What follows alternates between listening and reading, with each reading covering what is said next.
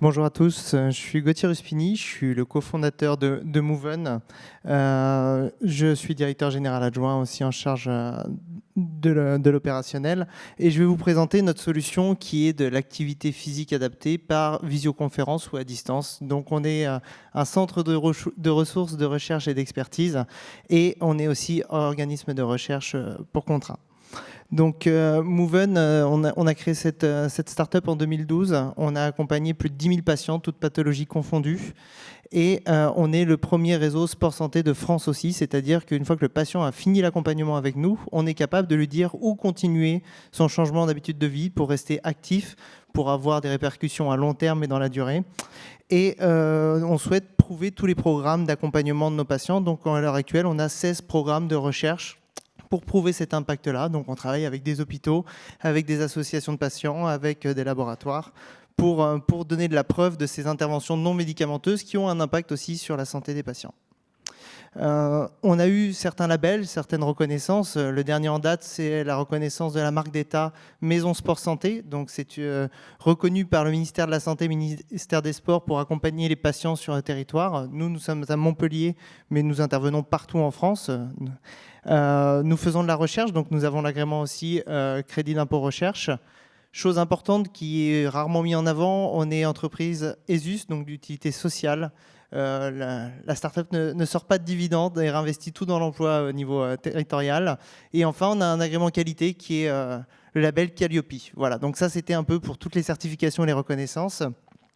Et en termes de clients, parce que nous sommes aussi une entreprise, eh ben, on travaille avec des assureurs comme la Maïf par exemple, les groupes IMA, mais beaucoup d'hôpitaux. Alors là, il y en a quelques-uns et Madame Renvoisé représentera juste après l'Institut Gustave Roussy avec la PHP à Paris et des associations de patients, la Ligue contre le cancer, Vaincre la mucoviscidose. Donc on est totalement transversal et on peut accompagner toutes les personnes qui ont des problématiques pour bouger et améliorer leur santé via l'activité physique avec un accompagnant spécifique. Voilà, je vais passer la parole à Mme Renvoisé qui va se présenter, qui va expliquer un exemple d'intervention qu'on a eu à l'Institut Gustave Roussy. Oui, bonjour. Donc, je suis Nathalie Renvoisé, je suis psychologue de formation et je m'occupe à Gustave Roussy, dans le sein du département de soins de support, du programme d'accompagnement qu'on a appelé Mieux vivre le cancer, qui propose un certain nombre d'activités, d'approches complémentaires aux soins, parmi lesquelles des programmes d'activité physique adaptés. Voilà, depuis déjà une bonne dizaine d'années, on propose ça dans le département de soins de support et depuis 2 ans, en fait, en lien évidemment avec les événements sanitaires, on a aussi, nous, cherché des solutions digitales. C'était déjà un petit peu antérieur, mais là, on a vraiment complètement passé les solutions présentielles, puisque nos cours d'activité physique se passaient en présentiel sur le site, on s'est orienté donc vers des solutions digitales, donc avec Moven. Et aujourd'hui, on propose de façon systématique aux patients qui le souhaitent d'intégrer un programme d'activité physique adapté en visioconférence. Donc la population à laquelle on s'adresse, ce sont tous les patients de l'Institut, en traitement ou après les traitements, qui sont adressés soit par leur oncologue, soit simplement par une brochure qu'ils ont pu voir sur notre programme. Et donc, on leur propose d'intégrer ce programme d'activité physique. Donc, les points sur lesquels je voulais insister, c'est une évidence, mais pour nous, ça a changé beaucoup de choses. C'est le fait qu'il n'y a plus de critères géographiques. C'est-à-dire que dès lors qu'un patient fait le programme par visioconférence, on n'a plus du tout cette contrainte de le faire venir, puisque là, ce sont des trajets qui ne sont pas pris en charge. Eh bien, tout patient, à tout stade de la maladie et des traitements, peut participer au programme. Au niveau du déroulement, ce qui me semble important, c'est d'insister sur le fait que c'est quelque chose de très suivi. Donc le patient qu'on a écouté disait que c'était important d'avoir des espèces de rendez-vous. C'est vrai qu'on le sait, quand les patients sont en traitement et même après les traitements, c'est difficile de se discipliner soi-même pour faire participer, que ce soit un cours d'activité physique ou une séance de méditation. Il a tout à fait raison. Donc là, le gros avantage aussi qu'on a trouvé, évidemment, c'est ce rendez-vous qui est bi-hebdomadaire pour ceux qui le souhaitent, ou au moins hebdomadaire au minimum, et avec une durée qui est de 3 mois minimum renouvelable. Voilà. Et enfin, le dernier point sur lequel j'insisterai, c'est le lien qui s'est établi entre... Alors déjà entre nous, soignants, et puis les équipes de MoveOn pour le suivi des patients, tout en respectant bien entendu toutes les règles de confidentialité. Mais quand même, on sent ce lien, et c'est important, parce qu'envoyer un patient faire de l'activité physique quelque part, c'est pas du tout la même chose que de lui dire, voilà, vous allez être pris en charge par cette personne qui va vous appeler d'ici 48 heures, et c'est toujours fait dans les 48 heures, et puis qui la suit. Et ensuite, pareil, au bout des 3 mois, on sollicite l'avis de MoveOn pour savoir si le patient, à leur avis, a besoin de renouveler cette période de 3 mois, ou bien s'ils vont pouvoir l'orienter vers d'autres structures.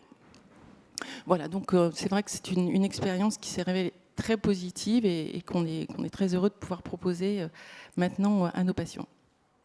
Merci beaucoup pour ce témoignage. Je complète, je voulais dire aussi que les accompagnements sont toujours réalisés avec des entretiens individuels, c'est-à-dire qu'on va comprendre le quotidien de la personne pour lui proposer quelque chose qui lui correspond et pas uniquement la rentrer dans un programme tout fait. Et c'est pour ça qu'il y a un entretien initial dans le parcours que vous voyez là et un entretien final aussi pour lui donner perspective.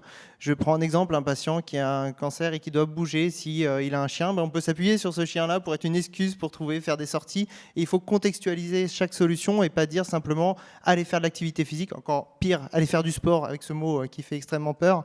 Mais il faut vraiment donner des solutions concrètes et adaptées à chaque personne, en s'appuyant aussi sur son entourage. C'est ce qu'on va voir juste après. Voilà, donc vous allez voir une petite vidéo de 2 patientes qui ont bien accepté de partager cette séance-là. Voilà à quoi ressemble une séance. On voit que la patiente du bas, avec son téléphone juste posé chez elle, il n'y a rien besoin de plus.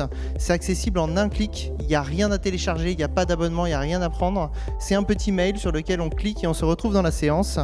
On a un protocole sécurisé, c'est une question qu'on nous pose souvent.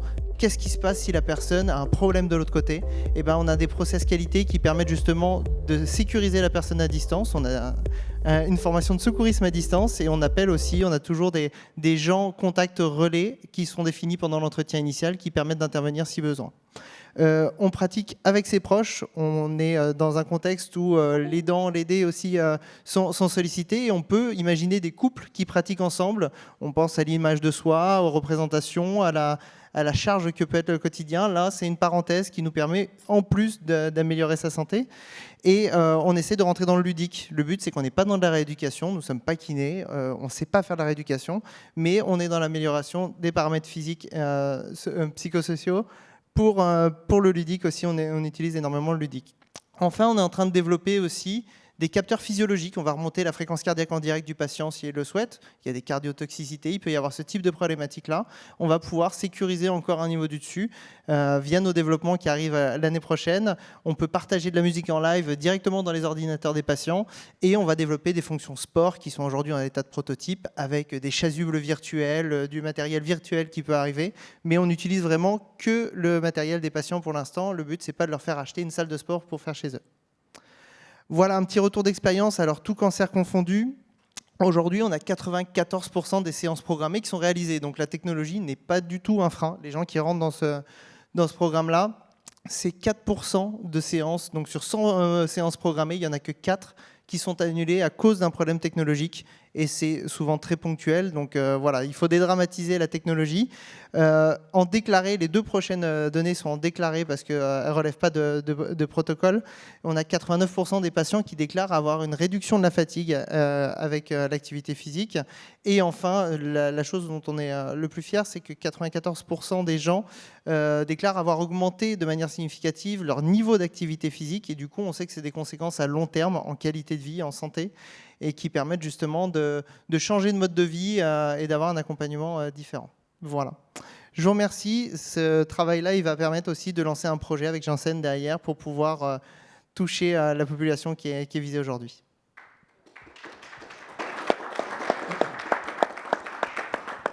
Donc juste peut-être s'il y a des questions, moi j'en avais 2. Si on veut vous contacter, comment on vous contacte ? Je vous invite à venir me voir juste après, je pourrais vous donner les coordonnées. Donc pour les présents et puis peut-être pour les absents, peut-être. Moven.fr, vous avez un petit formulaire de contact, on vous répondra très vite. Et la question qui fâche, comment c'est financé? Alors aujourd'hui, c'est financé par des associations de patients, par des protocoles de recherche. Comme nous sommes CRO, organisme de recherche sous contrat, on peut mettre en place des protocoles de recherche, ou on travaille aussi avec certaines mutuelles qui prennent en charge partiellement ou totalement la prise en charge. La dernière solution, c'est l'autofinancement, et c'est ce qui arrive souvent après des protocoles de recherche, où les patients rentrent dans un protocole et à la fin aiment tellement qu'ils continuent via leur propre financement. Dernier point, c'est que le but, c'est de ne pas continuer les séances à vita aeternam. C'est vraiment un palier qui permet de remettre les personnes dans une capacité de pratique autonome. Et le but, c'est pas de garder 3 ans une personne avec nous, comme l'a très bien dit Mme Renvoisé. C'est derrière, on autonomise la pratique et on donne du sens à la pratique d'activité physique. Merci mille fois. Donc c'est très important, l'activité physique doit être centrale et c'est vrai que c'est bien d'avoir des outils en plus de ce qu'on pouvait utiliser ou pas déjà qui peuvent nous aider.